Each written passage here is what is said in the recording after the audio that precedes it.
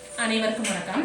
நம்ம காலேஜ் டிஆர்பியில் பார்த்தீங்கன்னா இந்த பேப்பர் 2ல் வந்து அப்ளையிங் அந்த மாதிரியான அனலைசிங் அப்படிங்கிற ஒரு 4 அடிப்படையில் வினாவாகினது அமையும் அப்படின்னு சொல்லியிருக்கிறாங்க. இதில் வந்து அப்ளையிங்க்கு பார்த்தீங்கன்னா பொதுவான நிலையில் நான் சொல்லும்போது சொல்லியிருப்பேன். அதாவது வெண்பா பாவகைகளை பற்றி எடுத்துக்காட்டுக்கு மட்டும்தான் நான் சொல்லியிருப்பேன்.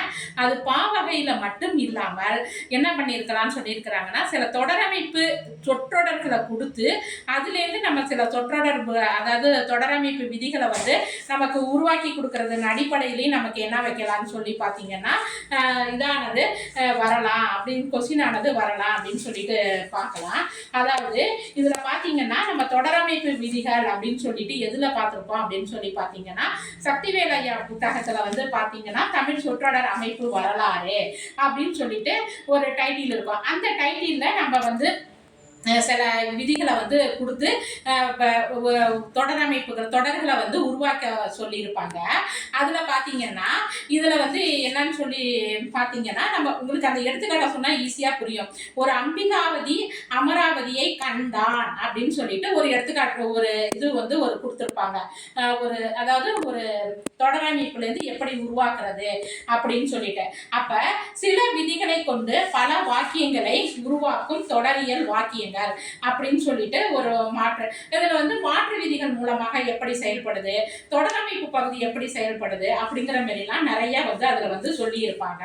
அப்ப நம்ம அதுல இருந்து வர்றதை வந்து நான் அதை வந்து உங்களுக்கு எக்ஸ்பிளைன் தான் பண்ண போறேனே தவிர இதன் அடிப்படையில அவங்க வேற ஏதாவது ஒரு எடுத்துக்காட்டை கொடுத்து தொடரமைப்பு விதிகளின் மூலம் பல்வேறு வாக்கியங்களை உருவாக்குக அப்படின்னு சொல்லிட்டு நம்மள்கிட்ட வந்து அவங்க கொஸ்டினா வந்து வைக்கலாம். அப்ப அதுல எடுத்தோடனே அவங்க வந்து ஃபர்ஸ்ட் எடுத்தோடனே கொடுத்துருப்பாங்க. சென்டென்ஸுங்கிறது எப்படி இருக்கும் அப்படின்னு சொல்லி பார்த்தீங்கன்னா, என்பி விபி எக்ஸ் அப்படின்னு சொல்லி கொடுத்துருப்பாங்க. இதுல விபி அப்படிங்கிறது வந்து என்னன்னு சொல்லி பார்த்தீங்கன்னா வினையடை தொடர். அப்ப வினையடை தொடர்ல வந்து என்னென்ன இருக்குங்கன்னா பாஸ்ட் பார்ட்டிசிபேட் வர்பு அப்படிங்கிறது இருக்கும். இப்போ இதில் வந்து பார்த்தீங்கன்னா மாற்று இலக்கணத்தின் மூலம் சில விதிகளை வச்சுக்கிட்டு எப்படி பல வகையான வாக்கியங்களை அமைக்கிறது அப்படிங்கிறது தான் இதில் வந்து அதனுடைய மெயின் கான்செப்டே. அப்போ X equal N P V P X அப்படின்னு சொல்லிட்டு கொடுத்துருப்பாங்க.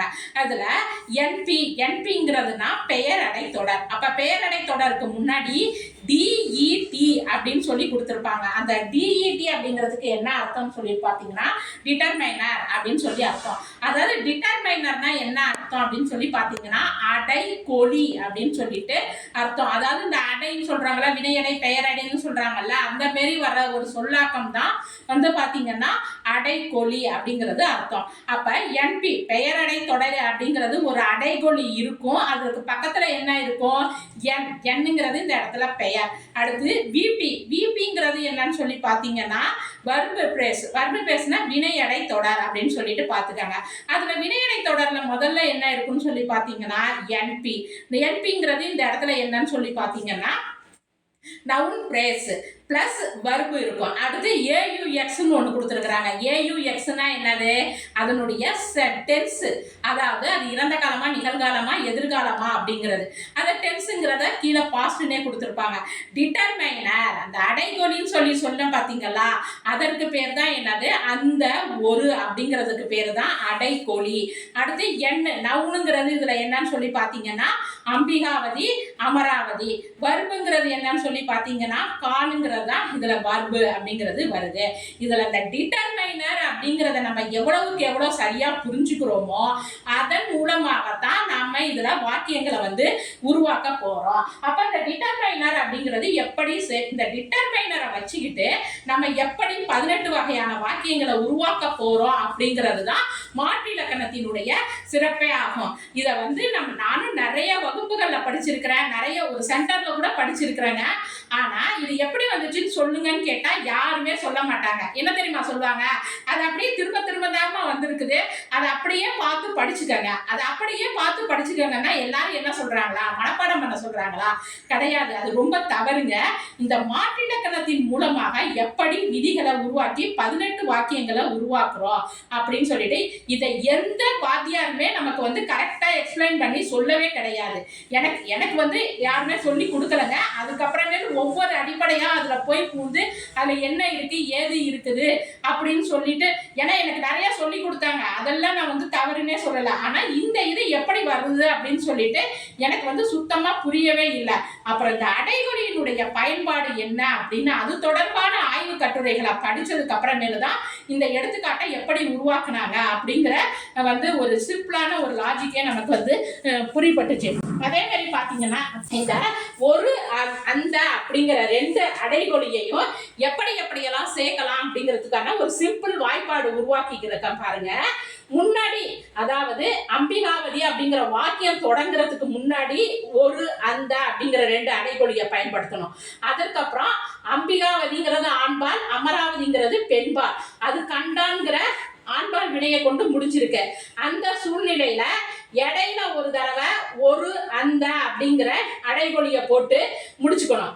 அதே மாதிரி பாத்தீங்கன்னா இருமுறை, இப்ப இந்த ஒரு முறை பயன்படுத்திட்டோமா, இருமுறை முன்னாடி என்ன பண்ணணுங்கிற பாத்தீங்கன்னா இருமுறை ஒரு ஒரு அப்படிங்கிறத சேர்க்கணும். அந்த அப்படிங்கிறத 2 முறை சேர்க்கணும். அடுத்து ஒரு அந்தங்கிறத மாத்தி போடணும், அந்த ஒரு அப்படிங்கிற அடைமொழிய மாத்தி போடணும். இதுதான் இதற்கான அடிப்படை வாய்ப்பாடு. இது நான் வந்து எனக்கு சிம்பிளா புரிஞ்சுக்கிறதுக்காண்டி இந்த மெத்தடை வந்து நான் வந்து உருவாக்கி வச்சுக்கிட்டேன். ஏன்னா இதுல இருந்து அவங்க எப்படி உருவாக்கி இருக்கிறாங்க அப்படிங்கிறதுக்காண்டி இந்த மெத்தடை வந்து உருவாக்கி வச்சுக்கிட்டேன். ஏன்னா நானும் சில கோச்சிங் சென்டர்ல படிச்சு பார்த்தேங்க. கரெக்டா இது என்னன்னு எப்படி வருதுங்க சார் அப்படின்னு சொல்லி கேட்டோம்னா கரெக்டாக எனக்கு எக்ஸ்பிளைன் பண்ணி அவங்க சொல்லவே கிடையாதுங்க. அதற்கப்புறமேல தான் இது என்ன ஏதுங்கிறத வந்து கண்டுபிடிக்கிறதுக்கு வேண்டிய சூழ்நிலை ஏற்பட்டுச்சு. இப்ப முதல்ல பாத்துக்கங்க, அம்பிகாவதி அமராவதியை கண்டான். முதல் ரூல் என்ன பண்ணியிருக்கிறாங்க, முன்னாடி ஒரு தடவை ஒரு அந்தையும் சேர்த்துக்க சொல்லியிருக்கிறனா. அப்ப 2வது வாக்கியம் பாருங்க, ஒரு அம்பிகாவதி அமராவதியை கண்டான். அடுத்து எதை சேர்க்கணும், அந்தங்கிற அடைமொழிய அம்பிகாவதி அமராவதியை கண்டான். அப்ப அம்பிகாவதி அப்படிங்கிற பெயருக்கு முன்னாடி ஒருங்கிற அடைமொழி சேருது. அதே மாதிரி 2வது லைன்ல பாருங்க, 2வது வாக்கியத்துல பாருங்க, அம்பிகாவதிக்கு முன்னாடி அந்த அப்படிங்கிற அடைமொழி சேர்ந்து 2வது வாக்கியம் உருவாகுது. அடுத்தது இடையில ஒரு அந்த அப்படிங்கிற அடைமொழியை சேர்க்க சொல்லி இருக்கிறனா. அப்ப 3வது 4வது பாருங்க, அம்பிகாவதி ஒரு அமராவதியை கண்டான். அடுத்து அம்பிகாவதி அந்த அமராவதியை கண்டான் அப்படின்னு சொல்லிட்டு இடையில சேர்த்துட்டாங்க. Very good. அப்ப அம்பிகாவதி ஒரு அமராவதியை கண்டான், அம்பிகாவதி அந்த அமராவதியை. அப்ப ஒருங்கிறது எதற்கு முன்னாடி சேருது, அமராவதிக்கு முன்னாடி சேருது. இந்த இடத்துல அந்தங்கிறது எதற்கு முன்னாடி சேருது, எந்த பெயருக்கு முன்னாடி சேருது, அமராவதி அப்படிங்கிற பெயருக்கு முன்னாடி அந்தங்கிற அடைமொழி வந்து சேருது. அடுத்து பாருங்க, 2 தடவை சேர்க்க சொல்லியிருக்கிறேன். எதை, ஒருங்கிற அடைமொழியையும் அந்தங்கிற அடைமொழியையும் எப்படி சேர்க்க சொல்லியிருக்கிற, 2 தடவை சேர்க்க சொல்லியிருக்கிற. அப்ப ஒரு அம்பிகாவதி ஒரு அமராவதியை கண்டான். அப்ப நான் முதல்ல ஒரு தடவை சேர்க்கணும், இடையில ஒரு தடவை சேர்க்கணும். இந்த இடத்துல ஒரு ஞாபகம் வச்சுக்காதீங்க. அந்த அடைமொழியானது ஒருக்கு முன்னாடி ஒரு தடவையும் அமராவதிக்கு முன்னாடி ஒரு தடவையும் சேருது. அதே மாதிரி அந்தங்கிற அடைமொழிய மறுபடியும் முன்னாடியும் சேருங்க, இடையிலையும் சேருங்க. அந்த அம்பிகாவதி அந்த அமராவதியை கண்டான் அப்படின்னு சொல்லிட்டு 2 முறை சேருங்க.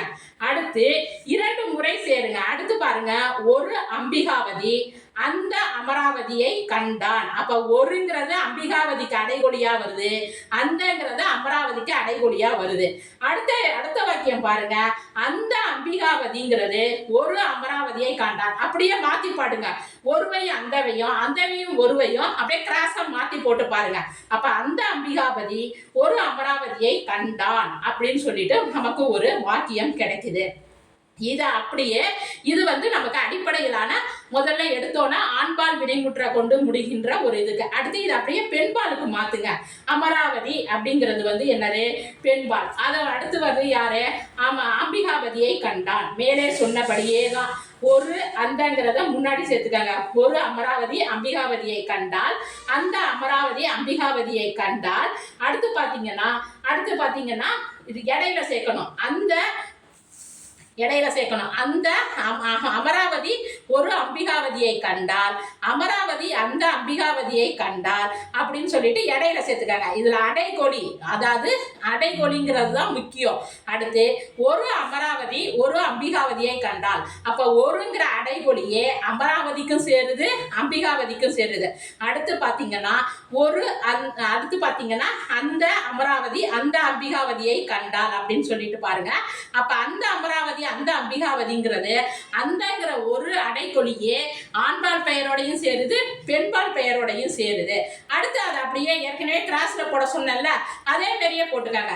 ஒரு அமராவதி அந்த அம்பிகாவதியை கண்டால் அந்த அமராவதி ஒரு அம்பிகாவதியை கண்டால் அப்படின்னு சொல்லிட்டு இதுல நமக்கு மொத்தம் 18 வாக்கியங்களை நம்மளால என்ன பண்ணிக்க முடியும், படிச்சுக்க முடியும். நீங்க கேட்பீங்க எதுக்கு மேடம் இவ்வளவு சொல்றீங்க அப்படின்னு சொல்லிட்டு.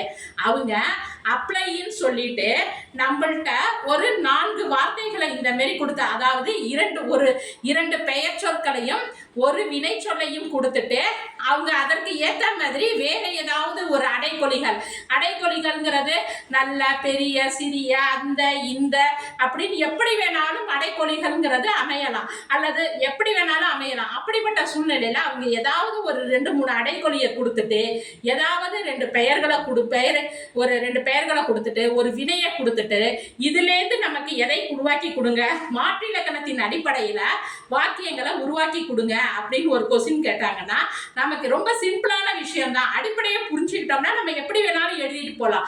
அதற்காகத்தான் இந்த அடிப்படை புரியணும் அப்படிங்கிறதுக்கு தான் நமக்கு தெரிந்த எல்லாருக்கும் இது காமன். இந்த எடுத்துக்காட்டு எல்லாருக்குமே தெரியும். நம்ம என்ன பண்ணிருப்போம், அப்படியே மனப்பாடம் பண்ணிட்டு வந்திருப்போம். நானும் அப்படியே தான் மனப்பாடம் பண்ணிட்டு வந்தேன். ஆனா இது எப்படி உருவாகுச்சு அப்படிங்கிற அடிப்படையை புரிஞ்சுக்கணும் அப்படிங்கிறதுக்காண்டி தான் இவ்வளவு தூரம் இந்த அடைக்கொலினா என்ன அப்படிங்கிறத நம்ம அடைக்கொலியை பத்தி தெரிஞ்சுக்கிட்டாதான் மாற்று இலக்கணத்துல இந்த வாக்கியங்களை நம்ம உருவாக்கி கொண்டு வர முடியும். அதனால இந்த ஒரு மெத்தடை பார்த்துக்கங்க. அந்த டிஇடி அப்படிங்கிறது அந்த டிட்டர்மைனர், அந்த டிட்டர்மைனருங்கிறது தான் இதுல நமக்கு எதை உருவாக்கி தருது, வாக்கிய அமைப்புல நமக்கு முக்கியமான ஒரு இடத்தை பெறுது. அதனால இந்த ஃபார்மேட்டை கொஞ்சம் புரிஞ்சுக்கிட்டீங்கன்னா அவங்க எப்படி கொடுத்தாலும் அப்ளை பண்ணி நம்மளால எதை உருவாக்கி கொடுக்க முடியும், நம்மளால வாக்கியங்களை உருவாக்கி கொடுக்க முடியும் தான். இது சிம்பிள் ஒரு ஃபார்முலா மாரி தான் இது. இந்த ஃபார்முலா வச்சுக்கிட்டு நம்ம எப்படி வேணாலும் நம்மளால என்ன பண்ண முடியும், வாக்கியங்களை உருவாக்க முடியும். ஆனா ஃபார்முலாவும் தெரியாம வெறும் எடுத்துக்காட்ட மட்டுமே நம்ம மனப்பாடம் பண்ணிட்டு போனோம்னா அவங்க வேற கொடுக்கும்போது நம்மளால என்ன பண்ண முடியாது, அதை புரிஞ்சுக்கிட்டு நம்மளால பரீட்சை எழுத முடியாது. அதனாலதான் சொல்றேன், இந்த அடிப்படையை நம்ம புரிஞ்சுக்கிட்டோம்னா நம்ம எப்படி வேணாலும் அவங்க எப்படி கொடுத்தாலும் நம்மளால என்னத்தை உருவாக்க முடியும், வாக்கியங்களை உருவாக்க முடியும். அதே மாதிரி பாத்தீங்கன்னா நம்ம ஆர்பி அகில் அகாடமியில நம்ம அதாவது அந்த தேர்வுகளுக்கான நம்ம இது கொடுத்திருந்தோம். அதே நிறைய பேர் அதுல எங்களுக்கு தெரியல அப்படின்னு சொல்லியிருந்தாங்க. உங்களுக்கு அந்த நிகட்டு கொஸ்டின்லாம் உங்களுக்கு தேவைப்பட்டதுன்னா அந்த மையத்தினுடைய வாட்ஸ்அப் நம்பருக்கு தொடர்பு கொள்ளுங்க. உங்களுக்கு கொஸ்டின், அதாவது நிறைய பேர் எனக்கு எக்ஸாமே தெரியலங்க மேடம் அப்படின்னு சொன்னாங்க. அதனால உங்களுக்கு வேணும்னா வாட்ஸ்அப் நம்பரை தொடர்பு கொண்டீங்கன்னா உங்களுக்கு அந்த கொஸ்டின் பேப்பரை அனுப்பி வைப்பாங்க. அது மட்டும் இல்லாம நமக்கு தொடர்ச்சியா நம்ம இதை மாரியான பல கட்டுரைகள், இது மட்டும் இல்லாம நம்ம நினைச்சிட்டு இருக்கோம் இதுல இருக்கிறது மட்டும்தான் தொடரமைப்பு விதி அப்படின்னு சொல்லிட்டு, இந்த தொடரமைப்பு பகுதியிலும் உள்ள குறைகளை நீக்கிறதுக்காண்டி வேறு வகை மாற்ற பழுக்க தொடரியல் அப்படின்னு சொல்லிட்டு ஒரு தொடரியல் கூற்று இருக்குது. இந்த அந்த தொடரியல் அடிப்படையில நம்ம தொடரை எப்படி உருவாக்கலாம் அப்படிங்கறத பத்தியெல்லாம் நம்ம விரிவான முறையில ஒரு கட்டுரை ரெடி பண்ணி இருக்கிறோம். நம்ம அகாடமியில இனி வரும் காலங்கள்ல கட்டுரையே மெட்டீரியலா கொடுக்க போறோம். தேவைப்படுற மாணவர்கள் மையத்தினுடைய தொலைபேசி எண்ணுக்கு தொடர்பு கொண்டு பயன்பெறுமாறு கேட்டுக்கொள்ளப்படுகிறார்கள். கட்டுரை வேணும்னா மையத்தை நீங்க தொடர்பு கொள்ளுங்க. நன்றி, வணக்கம்.